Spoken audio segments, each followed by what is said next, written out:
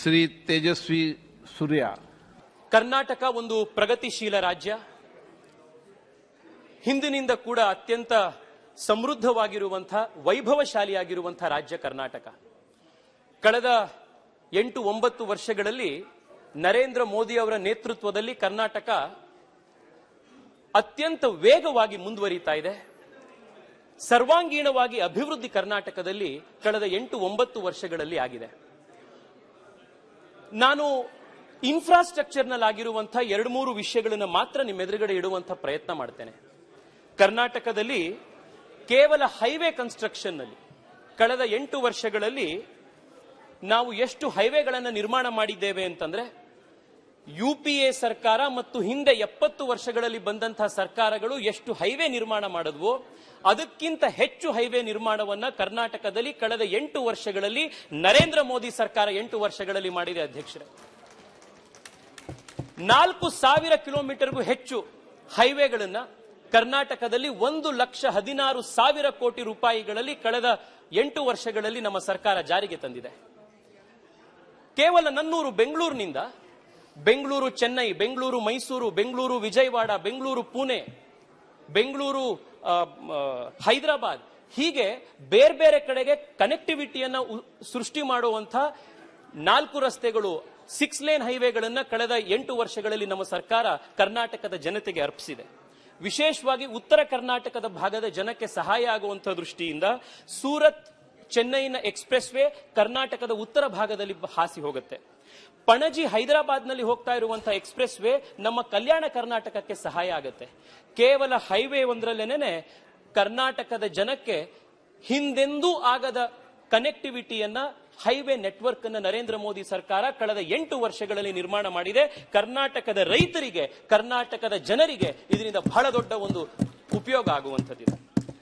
ಅಧ್ಯಕ್ಷರೇ, ರೈಲ್ವೆಯಲ್ಲಿ ಕಳೆದ 8-9 ವರ್ಷಗಳಲ್ಲಿ ಕ್ರಾಂತಿಕಾರಿ ಬೆಳವಣಿಗೆ ಕಳೆದ 8 ವರ್ಷದಲ್ಲಿ ಕರ್ನಾಟಕ ರೈಲ್ವೆ ಕ್ಷೇತ್ರದಲ್ಲಿ ನೋಡಿದೆ. ಕೇವಲ 1-2-3 ಅಂಶಗಳನ್ನ, ಅಂಕಿಗಳನ್ನ ದೇಶದ ಗಮನಕ್ಕೆ ತರಬೇಕಾಗಿರುವಂತಹ ಜವಾಬ್ದಾರಿ ಇರೋದ್ರಿಂದ ನಿಮ್ಮ ಗಮನಕ್ಕೆ ತರ್ತಾ ಇದ್ದೇನೆ. ನಮ್ಮ ಸರ್ಕಾರದ ಅವಧಿಯಲ್ಲಿ ರೈಲ್ವೆ ಡಬ್ಲಿಂಗ್ ನಮ್ಮ ಸರ್ಕಾರದಲ್ಲಿ ಯುಪಿಎ ಸರ್ಕಾರದಲ್ಲಿ ಎಷ್ಟಾಗಿತ್ತೋ ಅದರ 2ರಷ್ಟು, 2 times the doubling has taken place in the last 8 years than what had taken place under UPA. ನಮ್ಮ ಸರ್ಕಾರ ಕಳೆದ 8 ವರ್ಷಗಳಲ್ಲಿ ಮಾಡಿರುವಂಥದ್ದು. ರೈಲ್ವೆ ಬಜೆಟ್, ನಾನು ನಿರ್ಮಲಾ ಸೀತಾರಾಮನ್ರಿಗೆ, ವಿಶೇಷವಾಗಿ ಅಶ್ವಿನಿ ವೈಷ್ಣವರಿಗೆ ನಾನು ಧನ್ಯವಾದ ಹೇಳಲಿಕ್ಕೆ ಇಚ್ಛೆ ಪಡ್ತೇನೆ. ಈ ವರ್ಷದ ರೈಲ್ವೆ ಬಜೆಟ್ 7,600 ಕೋಟಿ ರೂಪಾಯಿಗಳನ್ನು ಕರ್ನಾಟಕಕ್ಕೆ ನೀಡಿರುವಂತಹ budget. It is the highest ever allocation in the history of the state and it has happened under the leadership of Prime Minister Narendra Modi. 2023-24 ಈ ವರ್ಷ ರೈಲ್ವೆ ಬಜೆಟ್ ನಲ್ಲಿ ಕೊಟ್ಟಿರುವಂತದ್ದು ಯುಪಿಎ ಅವಧಿಯಲ್ಲಿ 5 ವರ್ಷದಲ್ಲಿ ಎಷ್ಟು ಕೊಟ್ಟಿದ್ರೋ ಅದಕ್ಕಿಂತ 9 ಪಟ್ಟು ಜಾಸ್ತಿ ರೈಲ್ವೆ ಅಲೋಕೇಶನ್ ಅನ್ನು ನಮ್ಮ ಸರ್ಕಾರ ಈ ಸತಿ ಕೊಟ್ಟಿದೆ. ರೈಲ್ವೆ ಎಲೆಕ್ಟ್ರಿಫಿಕೇಶನ್ ಯುಪಿಎ ಸರ್ಕಾರದಲ್ಲಿ ಎಷ್ಟಾಗ್ತಿತ್ತೋ ಅದಕ್ಕಿಂತ 29 ಟೈಮ್ಸ್ ಸ್ಪೀಡ್ ಜಾಸ್ತಿ ಆಗುವಂತ ರೈಲ್ವೆ ಎಲೆಕ್ಟ್ರಿಫಿಕೇಶನ್ ನಮ್ಮಲ್ಲಿ ಇವತ್ತಾಗ್ತಾ ಇದೆ. ಡಬ್ಲಿಂಗ್ ಆಫ್ ರೈಲ್ವೆ ಟ್ರ್ಯಾಕ್ಗಳು ಡಬಲ್ ಆಗಿದೆ. 55 ಕರ್ನಾಟಕದ ಬೇರೆ ಬೇರೆ ರೈಲ್ವೆ ಸ್ಟೇಷನ್ಸ್ ಗಳನ್ನ ವಿಶ್ವ ದರ್ಜೆಗೆ ಏರಿಸುವಂತಹ ಒಂದು ನಿಟ್ಟಿನಲ್ಲಿ ಅಮೃತ್ ಸ್ಟೇಷನ್ ಸ್ಕೀಮ್ ನಲ್ಲಿ ಚಿಕ್ಕ ಚಿಕ್ಕ ರೈಲ್ವೆ ಸ್ಟೇಷನ್ಗಳನ್ನು ಇಂಟರ್ ನ್ಯಾಷನಲ್ ದರ್ಜೆಗೆ ಏರಿಸುವಂತಹ ಕೆಲಸ ನಮ್ಮ ಸರ್ಕಾರ ಕಳೆದ 8 ವರ್ಷಗಳಲ್ಲಿ ಮಾಡಿದೆ. ಅಧ್ಯಕ್ಷರೇ, ಈ ಸಂದರ್ಭದಲ್ಲಿ ಒಂದು ಸಣ್ಣ ಅನೆಕ್ಡೋಟ್ ಅನ್ನು ಹೇಳಬೇಕಾಗ್ತದೆ. ನಮ್ಮ ಊರು ಚಿಕ್ಕಮಗಳೂರು. 1975ನೇ ಇಸ್ವಿಯಲ್ಲಿ ಇಂದಿರಾ ಗಾಂಧಿ ಅವರು ಚಿಕ್ಕಮಗಳೂರಿನಲ್ಲಿ ಎಲೆಕ್ಷನ್ ಕಂಟೆಸ್ಟ್ ಮಾಡ್ಲಿಕ್ಕೆ ಬಂದಿದ್ರು. ಆಗ ಇಂದಿರಾ ಗಾಂಧಿ ಅವರು ಚಿಕ್ಕಮಗಳೂರಿನ ಜನಕ್ಕೆ ಹೇಳಿದ್ರು, ನಾನು ನಿಮಗೆ ಬ್ರಾಡ್ವೇ ಕನೆಕ್ಟಿವಿಟಿಯನ್ನ, ಬ್ರಾಡ್ ಗೇಜ್ ರೈಲ್ ಅನ್ನ ನಾನು ಚಿಕ್ಕಮಗಳೂರಿಗೆ ತರ್ತೀನಿ ಅಂತ. 1975ನೇ ಇಸ್ವಿಯಿಂದ ಚಿಕ್ಕಮಗಳೂರಿನ ಜನ, ಕರ್ನಾಟಕದ ಜನ ಕಾಯ್ತಾ ಬಂದ್ರು. ಇಂದಿರಾ ಗಾಂಧಿ ಅವರು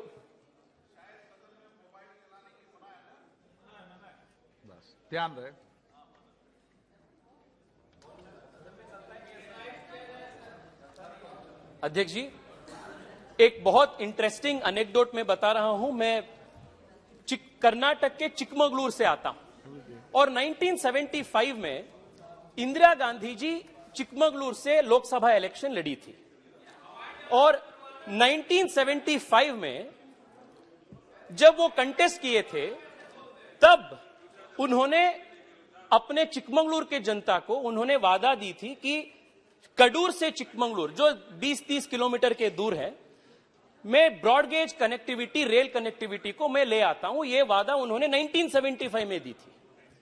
1975 से अभी तक इंदिरा गांधी के जमाना हो गया, राजीव गांधी के जमाना हो गया, सोनिया गांधी जी के जमाना हो गया, पर रेल चिकमंगलूर को नहीं आई। 30 ವರ್ಷ 40 ವರ್ಷ ಕರ್ನಾಟಕದ ಜನ ಕಾದ್ರು, ಆದ್ರೆ ರೈಲ್ ಬರಲೇ ಇಲ್ಲ। ಈ ಕಾಂಗ್ರೆಸ್ನವರು 20 ವರ್ಷ 30 ವರ್ಷ ಕಂಬಿನೇ ಇಲ್ದಲೆ ರೈಲ್ ಬಿಟ್ರು ಅಧ್ಯಕ್ಷರೇ, ಕಂಬಿನೇ ಇಲ್ದಲೆ ರೈಲ್ ಬಿಟ್ರು ಇವರು। ಇದು ಕಾಂಗ್ರೆಸ್ನವರು 30 ವರ್ಷ 40 ವರ್ಷ ಕರ್ನಾಟಕದ ಜನಕ್ಕೆ ಮಾಡದಂತ ಅನ್ಯಾಯ। ಆದ್ರೆ ಇವತ್ತು ಕರ್ನಾಟಕದ ಇತಿಹಾಸದಲ್ಲೇನೆ ಅತಿ ಹೆಚ್ಚು ರೈಲ್ವೆ ಬಜೆಟ್ ನಲ್ಲಿ ರೈಲ್ವೆ ಅಲೋಕೇಶನ್ ಇವತ್ತು ಸಿಕ್ಕಿದ್ರೆ ಅದು ನರೇಂದ್ರ ಮೋದಿ ಸರ್ಕಾರದಲ್ಲಿ ಇವತ್ತು ಕರ್ನಾಟಕಕ್ಕೆ ಸಿಕ್ಕಿದೆ। ರೈಲ್ವೆ ಡಬ್ಲಿಂಗ್ ಇರಬಹುದು, ರೈಲ್ವೆ ಎಲೆಕ್ಟ್ರಿಫಿಕೇಶನ್ ಇರಬಹುದು, ರೈಲ್ವೆ ಸ್ಟೇಷನ್ ಗಳನ್ನ ವಿಶ್ವ ದರ್ಜೆಗೆ ಏರಿಸುವಂತದ್ದು ಇರಬಹುದು, ಅದು ನಮ್ಮ ಸರ್ಕಾರದಲ್ಲಿ ನರೇಂದ್ರ ಮೋದಿ ನೇತೃತ್ವದಲ್ಲಿ ನಡೀತಾ ಇದೆ ಅಧ್ಯಕ್ಷರೇ, ಕರ್ನಾಟಕ ಒಂದು ಅತ್ಯಂತ ಪ್ರಗತಿ ಹೊಂದುತ್ತಾ ಇರುವಂತಹ ರಾಜ್ಯ। ಇಂಥ ರಾಜ್ಯಕ್ಕೆ ಏರ್ ಕನೆಕ್ಟಿವಿಟಿ ಬಹಳ ಮುಖ್ಯ। ಕರ್ನಾಟಕದಲ್ಲಿ ಕಳೆದ 8-9 ವರ್ಷದಲ್ಲಿ ಉಡಾನ್ ಸ್ಕೀಮ್ ನ ಕೆಳಗಡೆ ಹೊಸ ಹೊಸ ಏರ್ಪೋರ್ಟ್ಗಳು ಕರ್ನಾಟಕದಲ್ಲಿ ನಿರ್ಮಾಣ ಆಗಿದೆ। ಬೆಂಗಳೂರಿನಿಂದ ನೀವು ಶುರು ಮಾಡಿದ್ರೆ ಪ್ರತಿ 200-300 ಕಿಲೋಮೀಟರ್ಗೆ ಒಂದು ಹೊಸ ಏರ್ಪೋರ್ಟ್ ಉಡಾನ್ ಸ್ಕೀಮ್ ನಲ್ಲಿ ನರೇಂದ್ರ ಮೋದಿ ನನ್ನ ನಾಡಿಗೆ ಕರ್ನಾಟಕಕ್ಕೆ ಕೊಟ್ಟಿದ್ದಾರೆ। ಬೆಂಗಳೂರು ಇರಬಹುದು, ಮೈಸೂರು ಇರಬಹುದು, ಮಂಗಳೂರು ಇರಬಹುದು, ಹುಬ್ಳಿ, ಧಾರವಾಡ, ಬೆಳಗಾವಿ, ಬೀದರ್, ಕಲಬುರಗಿ, ಬಳ್ಳಾರಿ, ಇನ್ನೊಂದು ತಿಂಗಳಲ್ಲಿ ಶಿವಮೊಗ್ಗ ಏರ್ಪೋರ್ಟ್, 8 ಏರ್ಪೋರ್ಟ್ಗಳು ಈಗಾಗಲೇ ಕೆಲಸ ಮಾಡ್ತಾ ಇದೆ। 9ನೇ ಏರ್ಪೋರ್ಟ್ ಇನ್ನೊಂದು ತಿಂಗಳಲ್ಲಿ ಶುರುವಾಗೋದಿದೆ। Karnataka today is one of the most well connected airway network ಇರುವಂತಹ ರಾಜ್ಯ ಇವತ್ತು ದೇಶದಲ್ಲಿ ಇದ್ರೆ ಅದು ನಮ್ಮ ನಾಡು ಕರ್ನಾಟಕ। ಅಧ್ಯಕ್ಷರೇ, ಕರ್ನಾಟಕಕ್ಕೆ ಒಂದು ಬಹಳ ದೊಡ್ಡ ಕೋಸ್ಟ್ ಲೈನ್ ಇದೆ। ನಮ್ಮ ಕಾರವಾರದಿಂದ ಪ್ರಾರಂಭ ಆಗಿ ಮಂಗಳೂರು, ಕಾಸರಗೋಡ್ನವರೆಗೆ ಒಂದು ಉದ್ದಕ್ಕಿರುವಂತಹ ಒಂದು ಕೋಸ್ಟ್ ಲೈನ್ ಕರ್ನಾಟಕದಲ್ಲಿದೆ। ಆದ್ರೆ ಎಷ್ಟೋ ವರ್ಷಗಳಿಂದ ಕರ್ನಾಟಕದ ಜನ ಈ ಕೋಸ್ಟ್ ಲೈನ್ ನಲ್ಲಿ ನಮ್ಮ ಪೋರ್ಟ್ ಗಳಿಗೆ ಆಗಬೇಕಾದಂತಹ ಡೆವಲಪ್ಮೆಂಟ್ ಸರಿಯಾಗಿ ಆಗಿಲ್ವಲ್ಲ ಅನ್ನುವಂಥ ಒಂದು ಬೇಸರ ಕರ್ನಾಟಕದ ಜನಕ್ಕಿತ್ತು। ಆದ್ರೆ ಇವತ್ತು ನರೇಂದ್ರ ಮೋದಿ ನೇತೃತ್ವದ ಸರ್ಕಾರ ಮಂಗಳೂರು ಪೋರ್ಟ್ ನ ರೀಡೆವಲಪ್ಮೆಂಟ್ಗೆ 3,500 ಕೋಟಿ ರೂಪಾಯಿಯಲ್ಲಿ ಕೆಲಸ ಶುರು ಮಾಡಿದೆ। ಕಾರವಾರದ INS ಕದಂಬ ಏನಿದೆ, INS ಕದಂಬ ನೇವಲ್ ಬೇಸ್ ನ ಶುರು ಮಾಡೋದಕ್ಕೆ ಸುಮಾರು 12,000 ಕೋಟಿ ರೂಪಾಯಿಯ ಯೋಜನೆ ಇವತ್ತು ಜಾರಿಯಲ್ಲಿದೆ। 12,000 crores to redevelop the INS Kadamba port in Karwar, and upon completion this will be Asia's largest naval base and Karnataka will be the proud state to host this kind of a distinction. ಇದು ಕರ್ನಾಟಕಕ್ಕೆ ನರೇಂದ್ರ ಮೋದಿ ಅವರು ಕೊಟ್ಟಿರುವಂತಹ ಕೊಡುಗೆ। ಏನು ಮಾಡಿದ್ರು ಇವರು ಕಾಂಗ್ರೆಸ್ನವರು 60 ವರ್ಷ 70 ವರ್ಷ ಅಂತ ಹೇಳಿ ಇವತ್ತು ಕರ್ನಾಟಕದ ಜನ, ಕರ್ನಾಟಕದ ಯುವಕರು ಕಾಂಗ್ರೆಸ್ಸಿನ ಇವತ್ತು ಪ್ರಶ್ನೆ ಮಾಡ್ತಾ ಇದ್ದಾರೆ ಅಧ್ಯಕ್ಷರೇ, ಇಷ್ಟೇ ಅಲ್ಲ, ಇವತ್ತು ನೀರು ವಿಚಾರಕ್ಕೆ ಬಂದಾಗ ಕರ್ನಾಟಕಕ್ಕೆ ಬಹಳ ದೊಡ್ಡದಾಗಿರುವಂತಹ ಒಂದು ಕೊಡುಗೆಯನ್ನ ನಮ್ಮ ರಾಜ್ಯ ಸರ್ಕಾರ ಮತ್ತು ಕೇಂದ್ರ ಸರ್ಕಾರ ಸೇರಿ ಕರ್ನಾಟಕಕ್ಕೆ ಕೊಟ್ಟಿದೆ। ಅಟಲ್ ಬಿಹಾರಿ ವಾಜಪೇಯಿ ಅವರು ಪ್ರಧಾನಮಂತ್ರಿಗಳಾಗಿದ್ದಾಗ ಆಲಮಟ್ಟಿ ಡ್ಯಾಮ್ ನ ಹೈಟ್ ನ ಏರಿಸುವಂತಹ ಒಂದು ಮಹತ್ತರ ಯೋಜನೆಗೆ ಅಪ್ರೂವಲ್ ಕೊಟ್ಟಿದ್ದು ಅಟಲ್ ಬಿಹಾರಿ ವಾಜಪೇಯಿ ಅವರು। ಅದರಿಂದ ನಮ್ಮ ಉತ್ತರ ಕರ್ನಾಟಕದ ಎಷ್ಟೋ ಜಿಲ್ಲೆಗಳಿಗೆ ಸಹಾಯ ಆಯಿತು। ಇವತ್ತು ನರೇಂದ್ರ ಮೋದಿ ನೇತೃತ್ವದಲ್ಲಿ ಭದ್ರಾ ಮೇಲ್ದಂಡೆ ಯೋಜನೆ, ಚಿಕ್ಕಮಗಳೂರು, ಚಿತ್ರದುರ್ಗ, ತುಮಕೂರು, ದಾವಣಗೆರೆ, ಈ ರೀತಿ ಮಧ್ಯ ಕರ್ನಾಟಕದ ಎಷ್ಟೋ ಜಿಲ್ಲೆಗಳಿಗೆ ನರೇಂದ್ರ ಮೋದಿ ಅವರ ಅಪ್ರೂವಲ್ ನಿಂದಾಗಿ ಅಪ್ಪರ್ ಭದ್ರಾ ಪ್ರಾಜೆಕ್ಟ್ ಇವತ್ತು ಈ ಬಜೆಟ್ ನಲ್ಲಿ ಸ್ಯಾಂಕ್ಷನ್ ಸಿಕ್ಕಿದೆ। 5,300 ಕೋಟಿ ರೂಪಾಯಿಗಳನ್ನು ನಿರ್ಮಲಾ ಸೀತಾರಾಮನ್ ಅವರು ಕರ್ನಾಟಕಕ್ಕೆ ಈ ಬಜೆಟ್ ನಲ್ಲಿ ಕೊಟ್ಟಿದ್ದಾರೆ। ಮಹದಾಯಿ ಯೋಜನೆಗೆ ನಮ್ಮ ಉತ್ತರ ಕರ್ನಾಟಕ ಭಾಗದ ಎಷ್ಟೋ ಹಳ್ಳಿಗಳು, ಎಷ್ಟೋ ರೈತರು ಎಷ್ಟೋ ದಶಕಗಳಿಂದ ಕಾಯ್ತಾ ಇದ್ರು। ಆದ್ರೆ ಇವತ್ತು ನರೇಂದ್ರ ಮೋದಿ ನೇತೃತ್ವದ ಸರ್ಕಾರ ಮಹದಾಯಿ ಯೋಜನೆಗೂ ಕೂಡ DPR ಗೆ ಅಪ್ರೂವಲ್ ಕೊಟ್ಟು ಈ ಕೆಲಸಗಳು ಪ್ರಾರಂಭ ಆಗುವಂತದ್ದಿದೆ। ಕರ್ನಾಟಕ ಸಮೃದ್ಧಿಯಾಗಿ, ಕರ್ನಾಟಕ ಹಸಿರಾಗಿ, ಕರ್ನಾಟಕದ ನೀರಾವರಿ ಸಂಪನ್ನವಾಗಿ ನಮ್ಮ ರೈತರು ಮತ್ತಷ್ಟು ಶಕ್ತಿಶಾಲಿಯಾಗಲಿದ್ದಾರೆ। ಇದಕ್ಕೂ ಕೂಡ ನಾನು ನರೇಂದ್ರ ಮೋದಿ ಸರ್ಕಾರಕ್ಕೆ ಧನ್ಯವಾದಗಳನ್ನು ಅರ್ಪಿಸ್ತಾ ಇದ್ದೇನೆ। ಅಧ್ಯಕ್ಷರೇ, ನಾವು ಅಣೆಕಟ್ಟುಗಳನ್ನು ಮಾತ್ರ ನಿರ್ಮಾಣ ಮಾಡ್ತಾ ಇಲ್ಲ, ಅಣೆಕಟ್ಟಿನಲ್ಲಿ ಪ್ರೊಟೆಕ್ಟ್ ಆಗುವಂತ ಸಿಗುವಂತ ನೀರನ್ನ ಮನೆ ಮನೆಗೆ ತಲುಪಿಸಲಿಕ್ಕೆ ಜಲಜೀವನ್ ಮಿಷನ್ ನಲ್ಲಿ ಮನೆ ಮನೆಗೆ ನಲ್ಲಿಯಲ್ಲಿ ನೀರು ತೆಗೆದುಕೊಂಡು ಹೋಗುವಂತ ಯೋಜನೆಯನ್ನು ಕೂಡ ನರೇಂದ್ರ ಮೋದಿ ಸರ್ಕಾರ ಕರ್ನಾಟಕದಲ್ಲಿ ಅತ್ಯಂತ ವೇಗವಾಗಿ ರಾಜ್ಯ ಸರ್ಕಾರದ ಸಹಾಯದೊಂದಿಗೆ ಮಾಡ್ತಾ ಇದೆ। ನಾನು ಒಂದು ಸಣ್ಣ ಸ್ಟ್ಯಾಟಿಸ್ಟಿಕ್ಸ್ ನಿಮ್ಮ ಎದುರುಗಡೆ ಹೇಳಲಿಕ್ಕೆ ಇಚ್ಛೆ ಪಡ್ತೇನೆ ಅಧ್ಯಕ್ಷರೇ। अध्यक्ष जी, अपनी सरकार आने के बाद कर्नाटक जैसे एक प्रोग्रेसिव स्टेट में भी लगभग 40% नए कनेक्शंस नल के जल के जो हर घर जल कार्यक्रम है इसके अंतर्गत हुआ है. 70 साल से 70 ವರ್ಷದಿಂದ ಇವರೇನು ಆಳ್ವಿಕೆ ಮಾಡ್ತಾ ಇದ್ರು ಕಾಂಗ್ರೆಸ್ನವರು, ಇಡೀ ಕರ್ನಾಟಕದಲ್ಲಿ 2019ನೇ ಇಸ್ವಿಗಿಂತ ಮುಂಚೆ ನಲ್ಲಿಯಲ್ಲಿ ನೀರು ಬರ್ತಾ ಇದ್ದಂತಹ ಮನೆಗಳಿದ್ದಿದ್ದು ಕೇವಲ 24 ಲಕ್ಷ. ಆದ್ರೆ ಇವತ್ತು 55 ಲಕ್ಷಕ್ಕೂ ಹೆಚ್ಚು ಮನೆಗಳಿಗೆ ಇವತ್ತು ನಲ್ಲಿಯಲ್ಲಿ ನೀರು ಬರ್ತಾ ಇದೆ. ಈ ಕೀರ್ತಿ ಯಾರಿಗಾದ್ರೂ ಹೋಗತ್ತೆ ಅಂತಂದ್ರೆ ನನ್ನ ಪ್ರಧಾನಮಂತ್ರಿ ನರೇಂದ್ರ ಮೋದಿ ಅವರಿಗೆ, ನಮ್ಮ ಪ್ರಧಾನಮಂತ್ರಿ ನರೇಂದ್ರ ಮೋದಿ ಸರ್ಕಾರಕ್ಕೆ ಈ ಕೀರ್ತಿ ಹೋಗುತ್ತೆ. अध्यक्ष जी, मैं बेंगलुरु से आता हूं और अपने वित्त मंत्री निर्मला सीतारामन जी भी कर्नाटक को रिप्रेजेंट करते हैं और वो खुद बेंगलुरु का वोटर भी है. इसलिए निर्मला जी पिछले हर बजट में बेंगलुरु को विशेष प्राथमिकता देकर she has given a lot of impetus to Bengaluru's growth. I want to just state 2-3 things. अध्यक्ष जी, पिछले 40 साल से बेंगलुरु के सबर्बन रेल नेटवर्क के प्रोजेक्ट पेंडिंग था. 40 ವರ್ಷದಿಂದ ಸಬರ್ಬನ್ ರೈಲ್ ಪ್ರಾಜೆಕ್ಟ್ ಬೆಂಗಳೂರಿನಲ್ಲಿ ಪೆಂಡಿಂಗ್ ಇತ್ತು, ಕರ್ನಾಟಕಕ್ಕೆ ಪೆಂಡಿಂಗ್ ಇತ್ತು. ಡೆಲಿಗೇಷನ್ಸ್ ಗಳನ್ನ ಕರ್ಕೊಂಡು ಹೋದ್ವಿ, ಡೆಲ್ಲಿಗೂ ಬಂದ್ವಿ, ಸರ್ಕಾರಗಳು ಬದಲಾಯಿತು, ಆದ್ರೆ ಸಬರ್ಬನ್ ರೈಲ್ ಪ್ರಾಜೆಕ್ಟ್ ಮಾತ್ರ ಬೆಂಗಳೂರಿಗೆ ಸಿಗಲಿಲ್ಲ. ಆದ್ರೆ ನರೇಂದ್ರ ಮೋದಿ ಅವರು ಕರ್ನಾಟಕಕ್ಕೆ ಬಂದ್ರು, ಬೆಂಗಳೂರಿಗೆ ಆಶ್ವಾಸನೆ ಕೊಟ್ಟರು. 40 ವರ್ಷದಿಂದ ಆಗದಲ್ಲೇ ಇರುವಂತಹ ಪ್ರಾಜೆಕ್ಟ್ ಅನ್ನ 40 ತಿಂಗಳಲ್ಲಿ ನಾನು ಮಾಡಿ ತೋರಿಸ್ತೇನೆ ಅನ್ನುವಂತಹ ಆಶ್ವಾಸನೆಯನ್ನು ನರೇಂದ್ರ ಮೋದಿ ಅವರು ಕೊಟ್ಟಿದ್ದಾರೆ. What has not happened in 40 years, the prime minister has committed to complete in 40 months. This is the speed and scale of Narendra Modi government. ಇದನ್ನ ಇವತ್ತು ಕರ್ನಾಟಕದ ಜನ, ಬೆಂಗಳೂರಿನ ಜನ ನೋಡ್ತಾ ಇದ್ದಾರೆ. ಬೆಂಗಳೂರಿನ ಟ್ರಾಫಿಕ್ ಸಮಸ್ಯೆಯನ್ನ ಎದುರಿಸ್ತಾ ಇರುವಂತಹ ನಗರ, ವೇಗವಾಗಿ ಬೆಳೀತಾ ಇರುವಂತಹ ನಗರ.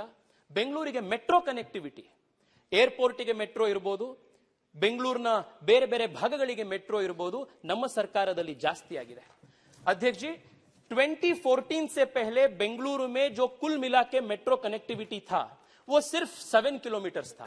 आज 8 साल के बाद मोदी जी के नेतृत्व में जिस प्रकार का क्रांति सिर्फ मेट्रो में बेंगलुरु में हुआ है, आज 56 किलोमीटर मेट्रो कनेक्टिविटी सिर्फ बेंगलुरु में आज ऑलरेडी काम में.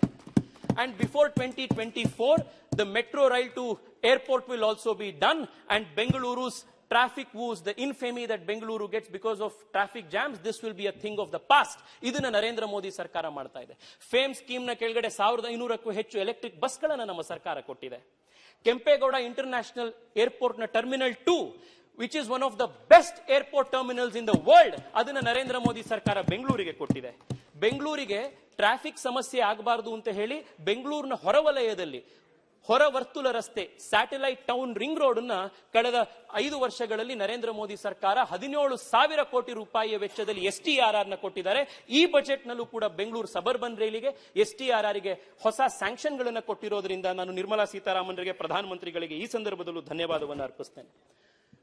ಅಧ್ಯಕ್ಷ G, Bengaluru today is the world's fastest growing city, and it will continue to be the world's fastest growing city for the next consecutive 15 years.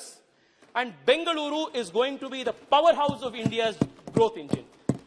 And ನಮ್ಮ ಊರಿನಲ್ಲಿರುವಂತಹ ಬಡವರಿಗೆ, ನಮ್ಮ ಊರಿನಲ್ಲಿರುವಂತಹ ಮಧ್ಯಮ ವರ್ಗದವರಿಗೆ ಪ್ರಧಾನಮಂತ್ರಿ ಆವಾಸ್ ಯೋಜನೆ ಇರಬಹುದು, ಸ್ಟ್ಯಾಂಡ್ ಅಪ್ ಇಂಡಿಯಾ ಇರಬಹುದು, ಮುದ್ರಾ ಯೋಜನೆ ಇರಬಹುದು, ಬೀದಿ ಬದಿ ವ್ಯಾಪಾರ ಮಾಡುವಂತಹ PM ಸ್ವನಿಧಿ ಯೋಜನೆ ಇರಬಹುದು, ಈ ಎಲ್ಲ ಯೋಜನೆಗಳ ಕೆಳಗಡೆ ಪ್ರಧಾನಮಂತ್ರಿಗಳು 1 ಕೋಟಿಗೂ ಹೆಚ್ಚು ಫಲಾನುಭವಿಗಳು ಕೇವಲ ಬೆಂಗಳೂರು ನಗರದಲ್ಲಿ, ಬಡ ಜನ ನನ್ನ ನಗರದಲ್ಲಿ, ಬೆಂಗಳೂರು ನಗರದಲ್ಲಿ ಇವತ್ತು ವಾಸ ಮಾಡ್ತಾ ಇದ್ದಾರೆ. ಪ್ರಧಾನಮಂತ್ರಿಗಳಿಗೆ ಕೃತಜ್ಞತೆಯನ್ನು ಸಲ್ಲಿಸ್ತಾ ಇದ್ದಾರೆ. ಅಧ್ಯಕ್ಷ, I want to take only 2 minutes to say what Modi ji has given to outside of Bengaluru. ಯಾಕೆ ಅಂತಂದ್ರೆ ಯಾವಾಗಲೂ ಕರ್ನಾಟಕದಲ್ಲಿ ಅಭಿವೃದ್ಧಿ ಬೆಂಗಳೂರಿಗೆ ಬರ್ತಾ ಇರುತ್ತೆ, ಬೆಂಗಳೂರಿಗೆ ಬರ್ತಾ ಇದೆ ಎನ್ನುವಂತಹ ಒಂದು ಆರೋಪ ಇರುತ್ತೆ.